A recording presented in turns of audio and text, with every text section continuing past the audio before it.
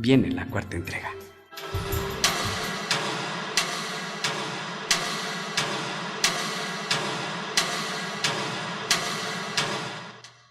La cuarta entrega de este libro es De Cañitas, autor Carlos Trejo, editorial Planeta.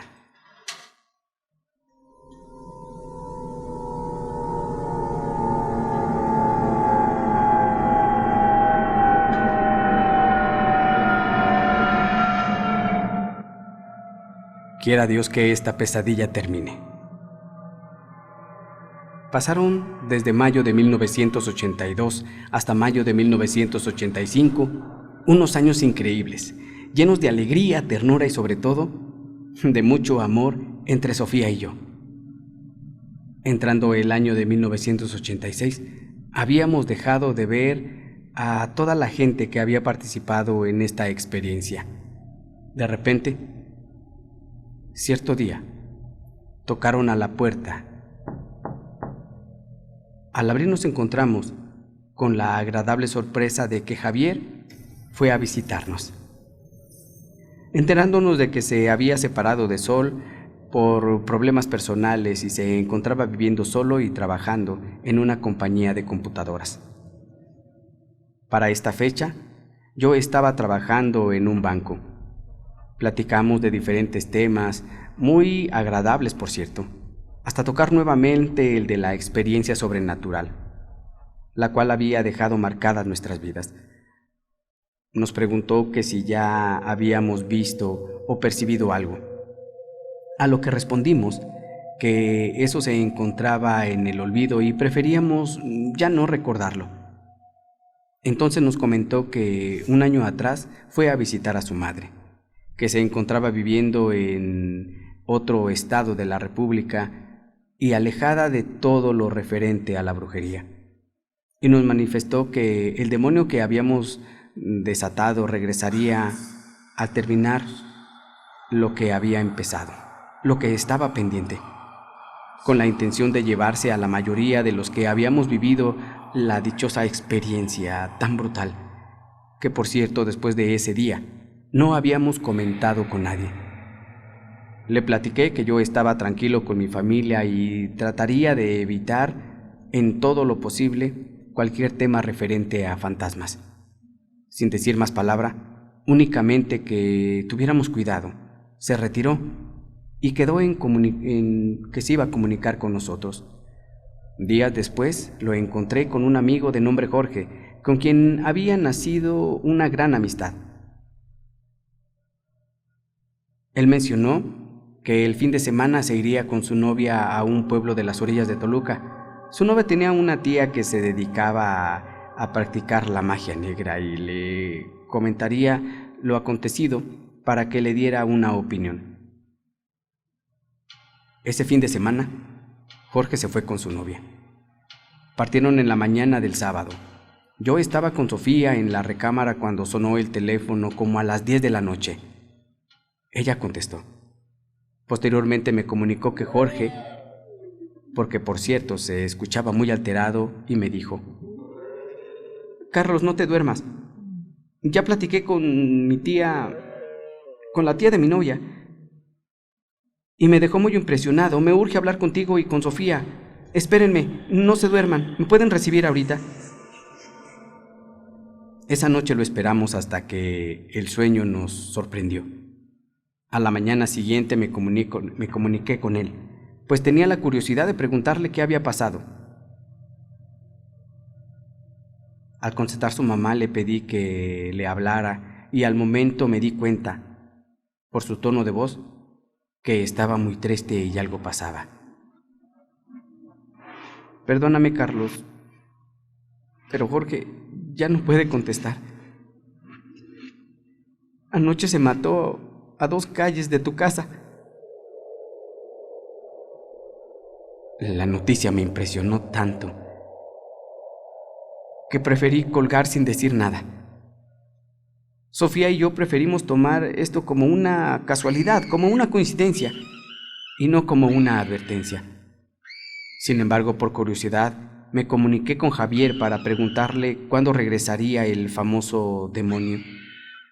Él me respondió que antes de que se cumplieran 10 años y que recordara que dicho ente podía estar en cualquier lado, ya que lo único que habíamos hecho era atraparlo y sacarlo entre las cenizas para depositarlo lejos de nuestro alcance, y que pensara que la primera persona que pasó por ese lugar de seguro se lo había llevado.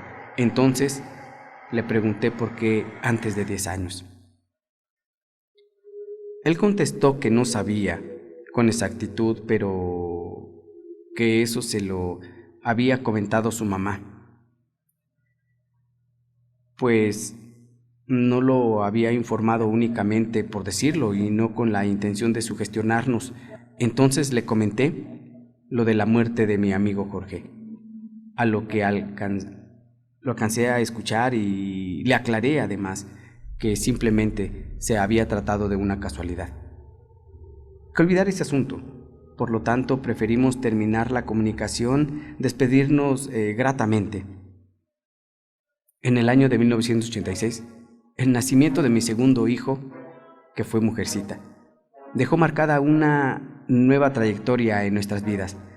Pasaron los años, 1987, 88, y en el año de 1989 teníamos de amistad a un amigo de nombre Paco, quien visitaba con gran regularidad la casa. Su amistad era muy sincera, pero cierto día, mientras comíamos, Paco nos platicó de una amiga de nombre María, quien se encontraba desconcertada por una serie de fenómenos que sucedían dentro de su casa. Le pedí que me explicara más sobre el caso y él me pidió que platicara con ella, pues ella vivía con sus 2 hijos muy pequeños y estaba desesperada por lo que estaba pasando. Sin hablar más, quedamos que el fin de semana siguiente la traería para platicar con nosotros. El fin de semana llegó y se presentó. Paco con su amiga que ya nos había platicado. Esta, al conocernos y saber la historia que habíamos vivido, de inmediato nos empezó a comentar que vivía tranquilamente con su esposo en Recanada de Aragón, atrás de la Plaza Aragón que se encuentra por ahí, cuando empezó a notar que su esposo le era infiel. Le recomendaron una bruja de nombre Margarita, quien le dio, por cierto, amuletos para atraer nuevamente a su esposo, que se había separado de ella hacía un par de días. Después de esa visita a la ya conocida bruja, le empezaron a suceder cosas extrañas, como que se le prendían las luces, los ya conocidos cambios de temperatura y como si algo se subiera a los pies de su cama. Y a la de sus hijos también. Los niños estaban aterrados. Por tal motivo hablé con ella para informarle que nos trasladáramos a su casa a la mañana siguiente y que por lo tanto se quedara a dormir con nosotros hasta resolver el problema. Marta estaba muy nerviosa. Me pidió que fuera a su casa. Me negué al recordar lo que habíamos vivido, pero al platicar con Sofía me hizo notar que si el espíritu o ente que habíamos visto estaba metido en la casa de esta persona, era justo que tratáramos de ayudarla, porque quizás haberla conocido no era una simple casualidad. Ya dormida Marta, Sofía me llamó para decirme que tuviéramos cuidado, ya que no podía saber si lo que estaba en esa casa era lo mismo a lo que nos habíamos enfrentado antes, pues la mamá de Javier había comentado que no habíamos destruido al ente que se había invocado años atrás, y que podría ser que éste se encontrara dentro de la casa de Marta. Sin embargo, le comenté que de alguna forma teníamos la obligación de ayudarla, así como alguien nos había ayudado a nosotros en su momento. Me comuniqué de inmediato por vía telefónica con Jorge a Guadalajara. Cuando contestó, dijo que trataría de evitar en todo lo posible tener contacto con cualquier cosa sobrenatural. Al darle más explicación del caso, se interesó de tal forma que de inmediato me pidió que lo esperara, que saldría en el primer vuelo a México y que llegaría en la madrugada. Intentamos descansar y le pedimos su total discreción al respecto mientras se dirigía al punto en donde nosotros lo esperábamos. Cerca ya de las 6 de la mañana, Jorge tocó la puerta de la casa. Era evidente que para entonces ya contaba con más edad y tenía mayor criterio, y que su inquietud era enfrentar lo que había pasado en 1982. De inmediato pidió ver a Marta, la cual se sorprendió al conocerlo y le impresionó el hecho de que hubiera viajado en avión desde Guadalajara a México únicamente para atestiguar el suceso. Pensamos dirigirnos a su casa para constatar la serie de fenómenos tan similares a los acontecidos en nuestra experiencia personal. Cerca ya del amanecer, de nueva cuenta tocaron la puerta. Era Paco, quien nos había presentado a Marta. Su intención, al igual que de la de Jorge, era testimoniar los sucesos que ya él se encontraba incrédulo de los fenómenos que pasaban en este domicilio. Minutos después, abordamos el carro de Marta, acompañándola Jorge, Paco y yo. El trayecto fue algo tenso. No podía explicar ni descifrar cómo pasó, pero puedo describir cómo era la casa, en qué forma se encontraba distribuida y también cómo estaba amueblada. Lo que me llamó mucho la atención de lo que viajamos en el vehículo era que Jorge pudo trasladarnos desde la casa de nosotros hasta la casa de ella sin ningún contratiempo. Al llegar, sin necesidad de que nos señalara el domicilio, nos estacionamos y nos dirigimos directamente a la casa. Al abrir la puerta, de inmediato se podía sentir la presencia de alguien y evidentemente lo que fuera nos estaba observando. Claramente también la temperatura empezó a descender y las flores que se encontraban en medio de la mesa ya estaban en estado de descomposición, aunque se había puesto en ese lugar apenas unas horas antes. Paco se encontraba demasiado nervioso, comentando que sentía que algo se encontraba a sus espaldas. Cuando notamos que este y Marta se ponían cada vez más tensos, preferimos retirarnos para regresar horas más tarde y así tratar de no correr ningún riesgo. De regreso a mi casa, le pedimos a Marta que comprara las velas que se necesitaban, que comprara también el alumbre, venas de chile y cortaríamos tela de su ropa, pero además también de la de sus hijos.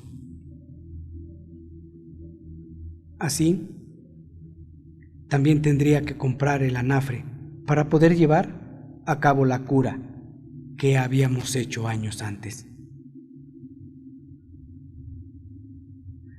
Ella de inmediato se dirigió a comprar todo y lo trajo rápidamente. A ver que se nos hacía tarde y apenas arriesgábamos a tener algún percance, preferimos quedarnos a dormir en la casa esa noche, sin tener ninguna otra novedad, con la final de evitar faltar a nuestro trabajo al siguiente día. Salimos del domicilio al cuarto para las 7 de la mañana y procuramos estar en casa de Marta después de las 6 para ya casi amanecer. A nuestra llegada todo parecía estar en orden y prendimos entonces el anafre. Paco, ya que era escéptico en estos fenómenos, quiso entrar con el anafre junto con Jorge, que él iría leyendo la Biblia. Cuando entraron al domicilio, Marta y yo preferimos quedarnos fuera.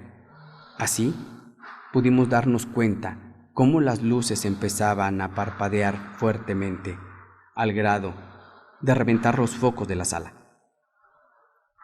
Luego los vidrios de las ventanas empezaron a vibrar. Se fue la luz en toda la unidad, pero sorprendentemente en la casa de Marta permanecieron encendidas hasta que Jorge y Paco salieron. Marta se encontraba abrazada de mí con gran pánico y terror. Jorge nos hizo reaccionar a lo acontecido. En ese momento optamos por retirarnos de ahí. Paco estaba pálido, sin poder decir palabra alguna, y emprendimos la huida, ya que lo único que queríamos era estar lo más lejos posible del lugar. Al entrar al auto, se escuchó y vimos claramente cómo los vidrios de las ventanas se reventaban, como si algo o alguien saliera con gran furia de la casa. Paco gritaba desesperado: «¡No puede ser! ¡No puede ser!». Marta se encontraba sorprendida. Me pidió echar a andar el auto.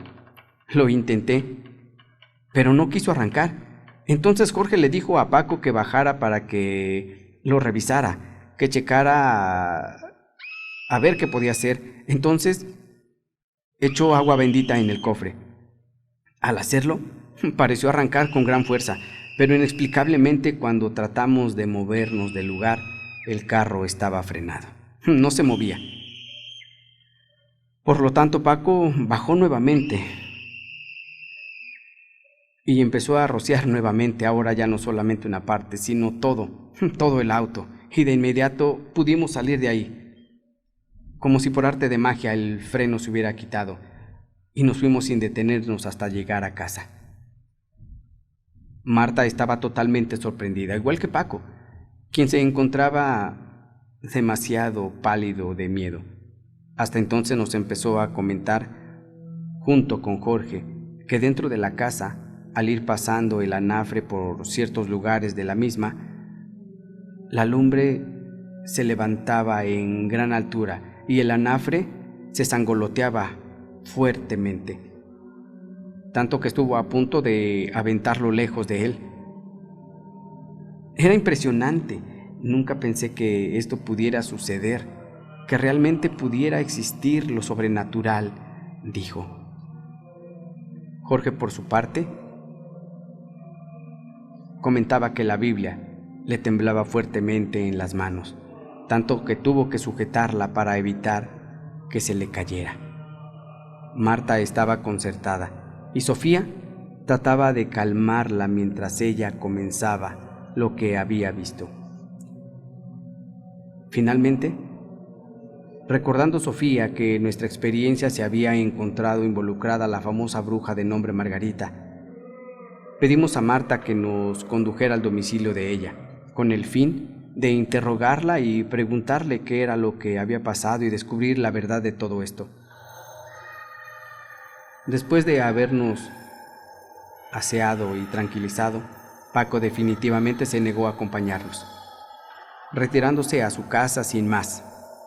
Sofía, Marta, Jorge y yo nos dirigimos a la casa de la bruja.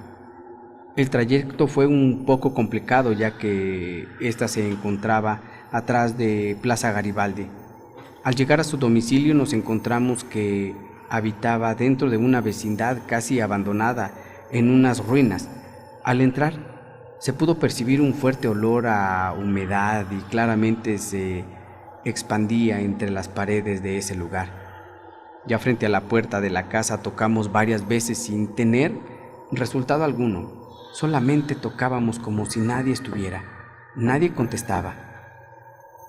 La inquietud que teníamos era conocer físicamente a la persona que de alguna manera había dejado huella en nuestra mente con tal dramatismo y una dramática experiencia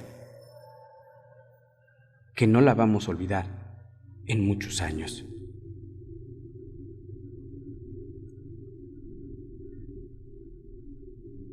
¿Qué otra quedaba? Marta seguía tocando sin tener resultado alguno.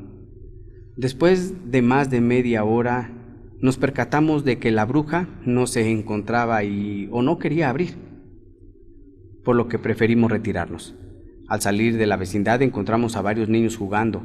Jorge se acercó a ellos preguntando por el paradero de la ya conocida bruja. Lo más sorpresivo y que jamás nos imaginamos es que estos niños respondieron que esa casa donde habíamos tocado se encontraba abandonada y deshabitada desde que su padre era un niño, y que la famosa bruja Margarita tenía más de 20 años que había fallecido, según les habían platicado sus padres a ellos.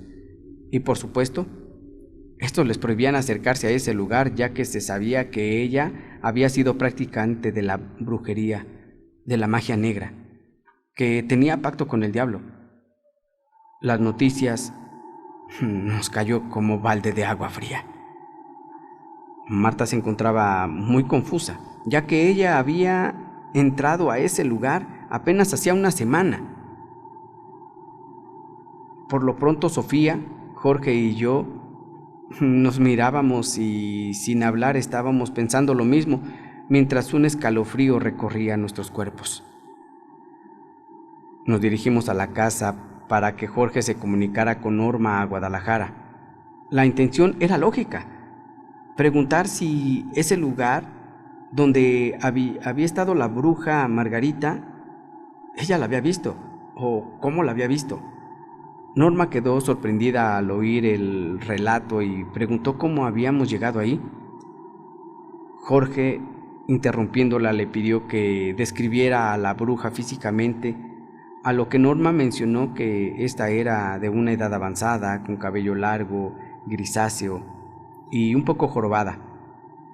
Supongo que por la edad, y aparentemente siempre usaba el mismo vestido, que era negro.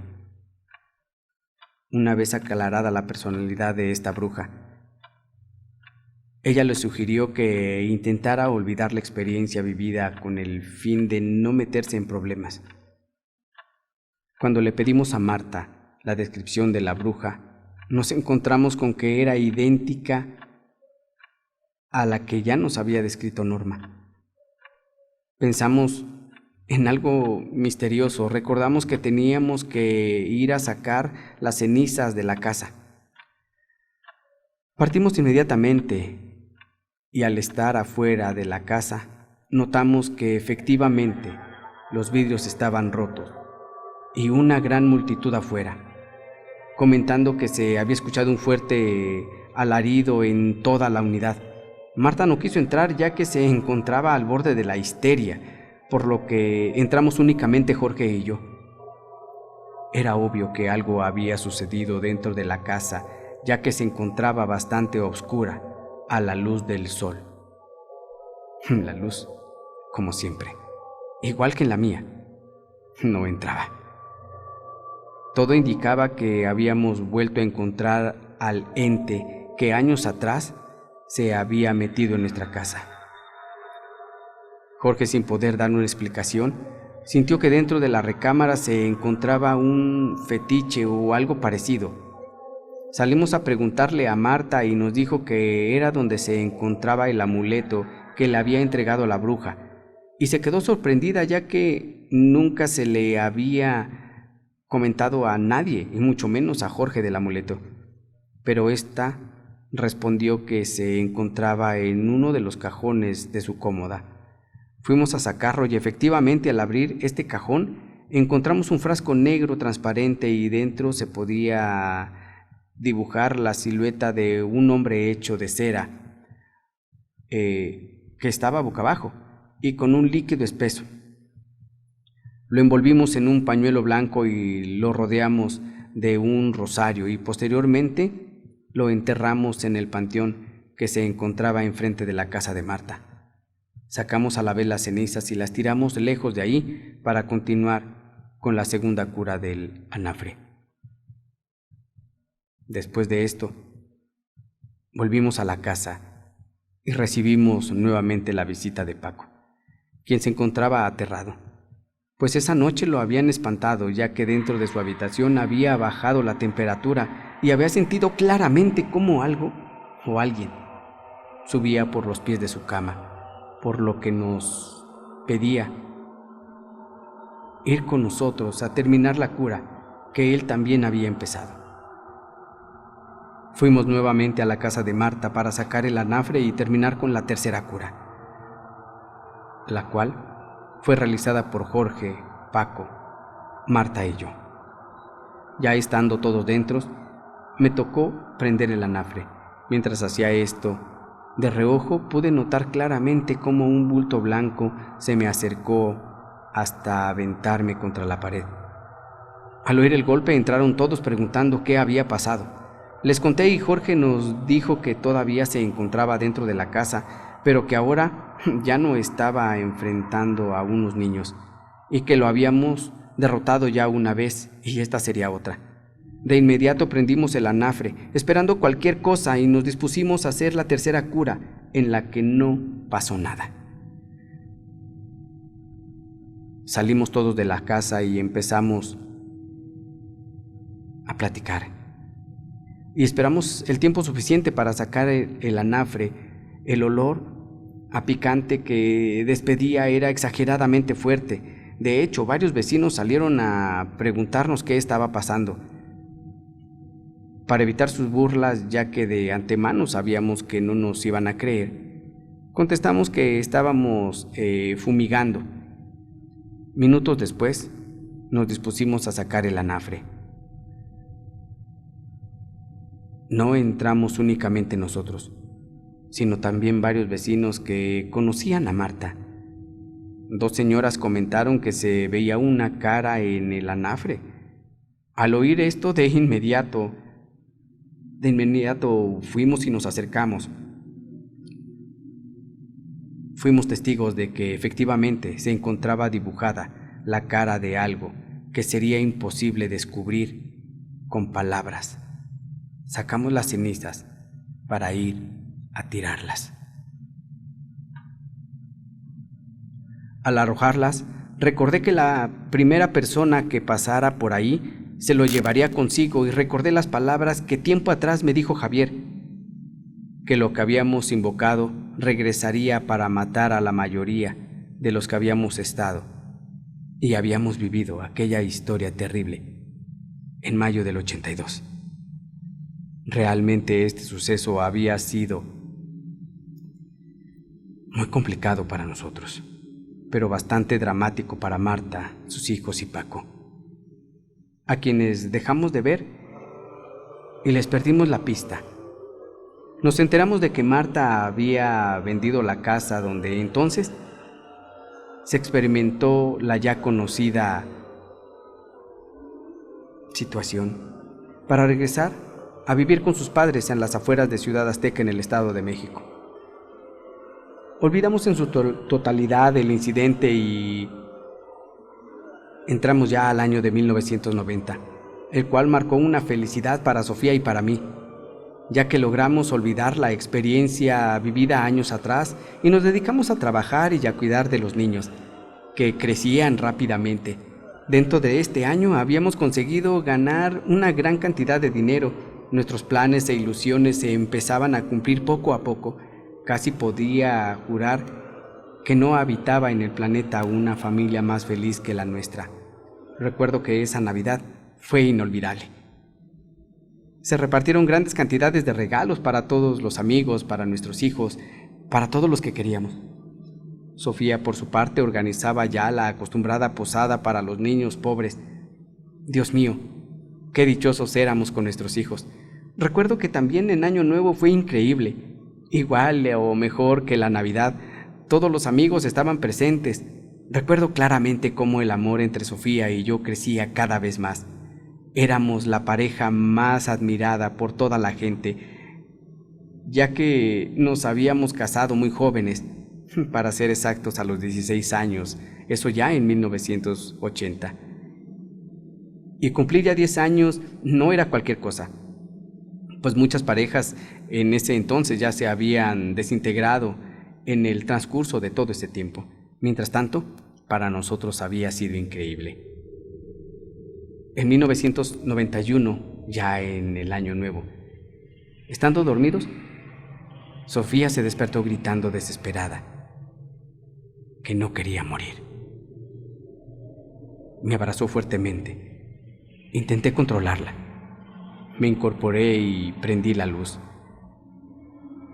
Enseguida le pedí que me explicara lo que había soñado. Ella contestó que tuvo una pesadilla donde se encontraba en un panteón, que le estaban enterrando junto con Emanuel y Fernando. Intenté calmarla, explicándole que ya teníamos muchos años de no ver a Fernando y mucho menos a Emanuel. Que tratara de tranquilizarle, que estábamos en la recámara, que lo mejor sería que intentara recordar los momentos más agradables que hemos vivido en los últimos años. Por fin logramos quedarnos dormidos, aunque un poco inquietos. Al día siguiente, Norma se comunicó desde Guadalajara para informarnos que Fernando, a quien Sofía había soñado la noche anterior, había sido asesinado a las afueras de un centro nocturno. En una riña de cantina, ahí fue donde lo mataron, donde habían sacado la pistola y al parecer 2 tiros le habían tocado en la cabeza. Al colgar la bocina, Sofía me quedó mirando desconcertada. Y entonces me dijo: Fernando acaba de morir, como lo soñé anoche, ¿verdad? A lo que le contesté: Sofía, no te sugestiones. Recuerda que muchas veces soñamos lo que pueda suceder, pero todo va a estar bien. Todo va a estar bien.